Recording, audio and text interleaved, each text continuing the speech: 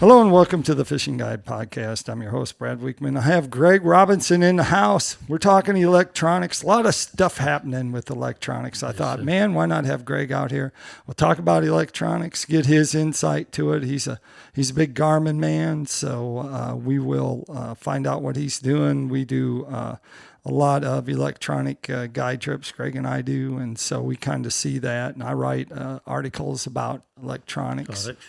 So what do you think, Greg? A lot of stuff happening. At least on the bass side of the world, there is a lot. It's quite interesting. I think one MFL, last I heard, hasn't done their final decision, but it's sounding like they fish by periods. Right. So from what I understand, it's sounding like that they're going to allow live scope to only be on one period. Yeah. You can use it on one period. I think there's 3 periods in there, something like that. And then, of course, the professional league is banded it completely. Professional Fishing League. Yeah. That's, but then you got your Bassmasters. Yeah. And Bass, they're cutting their people down to one transducer.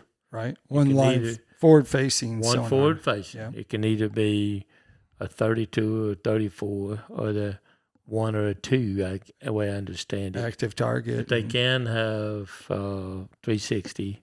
Yeah. And Humminbird, Humminbird Live. So those were the 5 choices. So that's the transducers I have to select from. And they can no longer have but one trolling motor on their boat. Yeah. So naturally, they're going to have the one on the front of the boat. I guess crappie brakes will actually be called crappie brakes. So if you have crappie brakes, exactly, that's a lot better for you now. Right. But, yeah, no brakes, and the screen size, I believe, is 55 inches per boat. 55 inches. So, that narrows you down to only like 5 Well, units what it's going to do to I've seen a couple of the guys talking about it.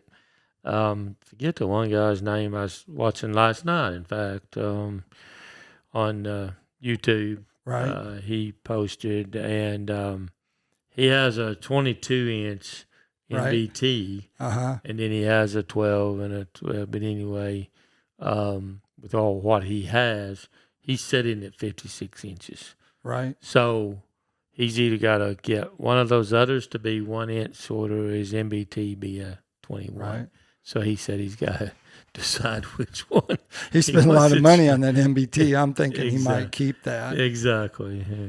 But that's interesting. So how do you shape this up, bass versus crappie? Because crappie tournaments, as you know, the National Crappie League, that's the one I film.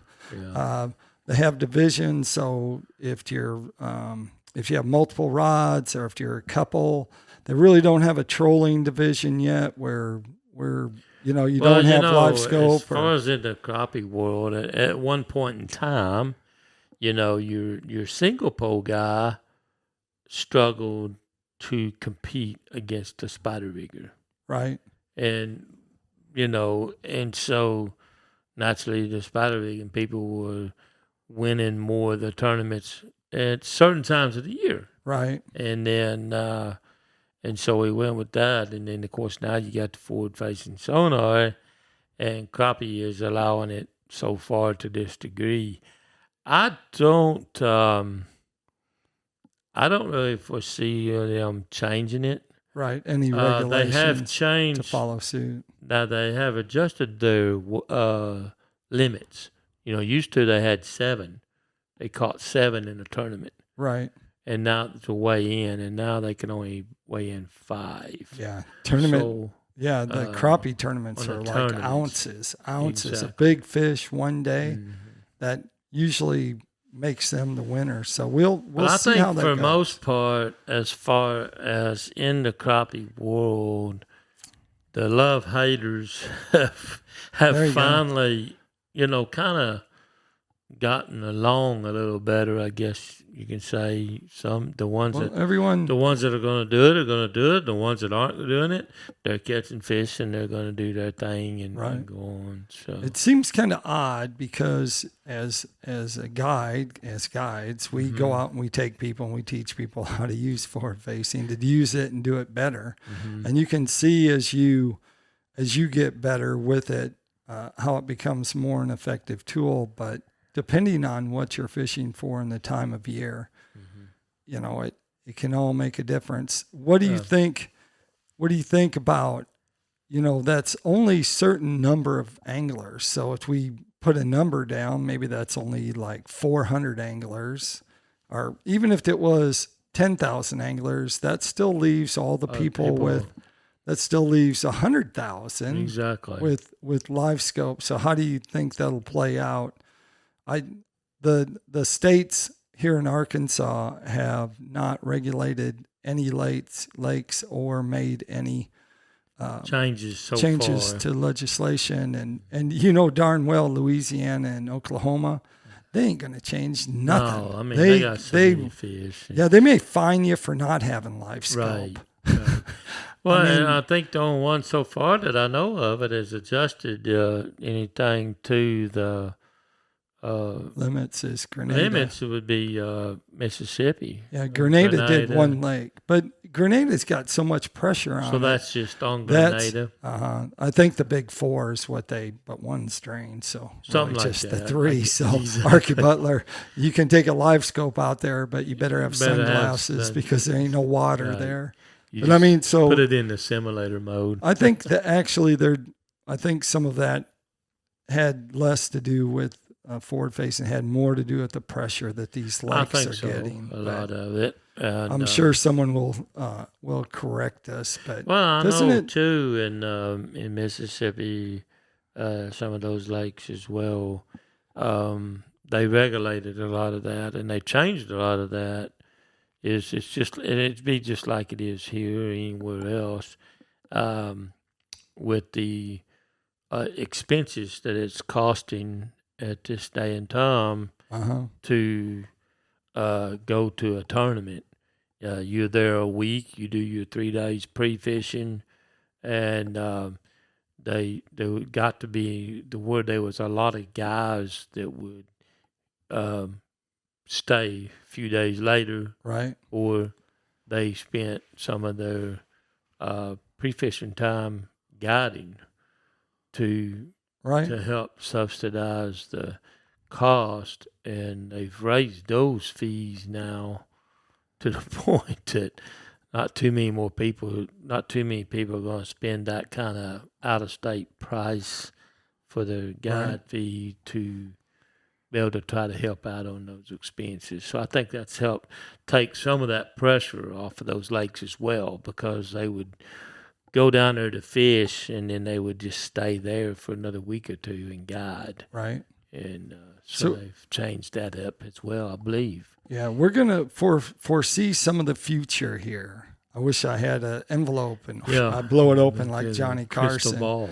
Yeah, the crystal ball. But the first thing I see is paddles. Everyone who doesn't have paddles on these tournaments that are being restricted, they're all going to have paddles. They aren't will they? now. And you have paddles. Tell us how they work. Well, the paddles work really great, in my opinion. I use them a lot, and so they do help slow you down. Tell them what a paddle is. So a paddle is, you take your power. I have power poles, and you can turn that paddle straight this way, flat from the. It's about 3 foot wide. It's a couple feet wide so, maybe a little more, and so when you're not using them, you lay them to the side right with the power pole. Otherwise, you lay them out, and as you are maybe going too fast, or if you need to slow down, you can drop them. Usually when I drop mine, I leave them dropped. Right. And I just turn the trolling motor down another notch, and I have it I've got to drag it. I've got to pull it, just like a drift sock, you know.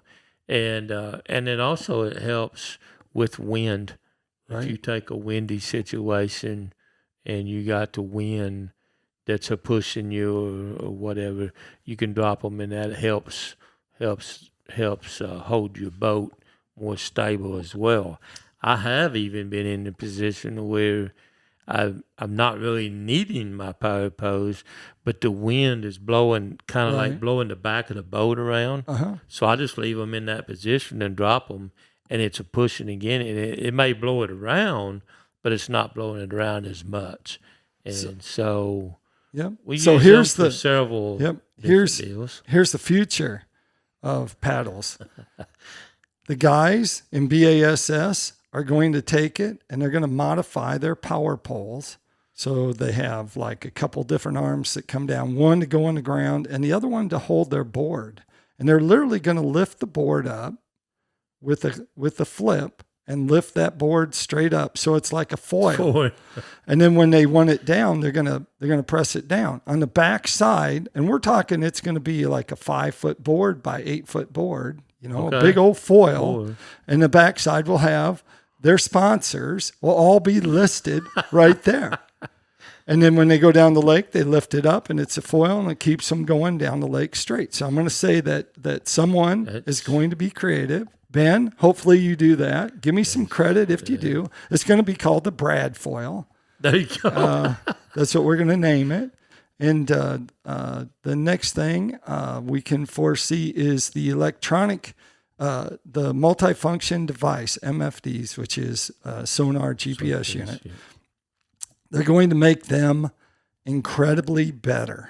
Like it will be stupid better and even make them more friendly. More user-friendly, but they'll have to electronic units because the transducers, they have to use the transducer that is being produced right now, which is, how old's that transducer? 3 years old at least. No, how about the 34? How 34, that's what I'm saying. It's 3 years? It's 2 or 3. I've had it's it. Two for it's two I know for I've sure. had it on my boat for 2. So it's almost ancient technology. It's time. So, well, they got the 62 out. Yeah, well, they can't use the 62. My guess is that the electronic companies will take the 34 and they'll double the price of them. So right now, $1,500, guess what? BASS guys and people that are being regulated to use certain ones, they're going to jack the price up. I would.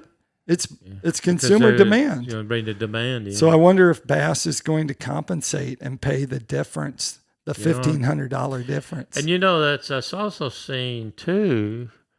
Also, you're talking about that, and usually, of course, Ranger's been a sponsor. Mercury, Yamaha, they both. Right. They all say they're title sponsors for BASS. Well, they're saying this next year it's going to be Lowrance and Garmin. Really? Yeah. Huh. Now that'll be interesting. It's we'll see how that goes. The transducers, I predict that the normal consumer and anyone who's not fishing in the elite circuits that have regulation on them are no forward facing, which is all right. That's what you want to do. You should go fish that. Right. And I think that they will have another transducer come out that is like, say, the LVS 36, which will be better. And then everyone else will buy that. And that will leave old technology, old transducers to the wayside, except for the people that are having to use it. But I foresee another transducer, and I foresee a transducer that can run Panoptics and also the it's eventually going to be, I think, too, it's eventually going to be to where that transducer is going to be to where you can look at perspective, or you can look at all without having to pull it out of the water and readjust. I do think that that's going to be one of the next big moves. Exactly. That it'll be. They will continue to build new transducers. And you can you'll select it rather than it being automated on your screen. You're going to have to select if you want forward or side. I mean, I wouldn't even be surprised if they didn't put, side everything on it. Well, that Ghost trolling motor I have has side and down, remember? Right. Yeah. So, I mean, they already have it built into the transducer or into the head of the trolling I motor. think the biggest, and then on the people on the 55-inch, the only ones I see that affecting is the people that are running 5 and 6 units.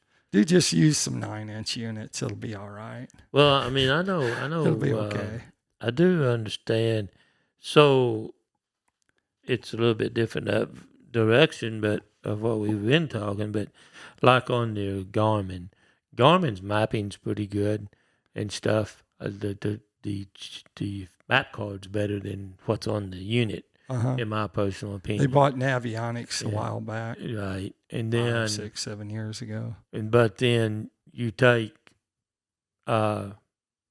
Hummingbirds is really a good Their mapping Lake system Master. on theirs, and Lawrence's is fairly good. So, but the thing is, on the contour, the way the contours and some of your drop offs and some of your long points and stuff, each unit has its advantage in this. That's right. There is people that is actually, depending on what type of fishing they're doing, offshore or a little bit more inshore, will determine which unit they are concentrated on the most on their mapping.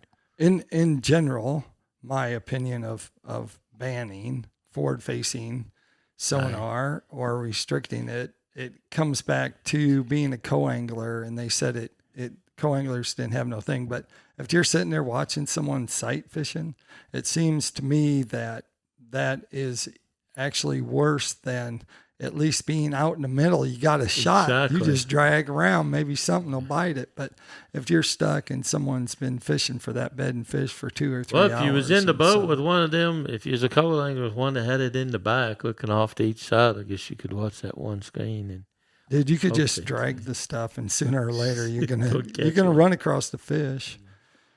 It's interesting. My next prediction: they're gonna bring, and pretty soon all those pros and will be using a drag anchor, which used to be called a drag chain, but now it's not.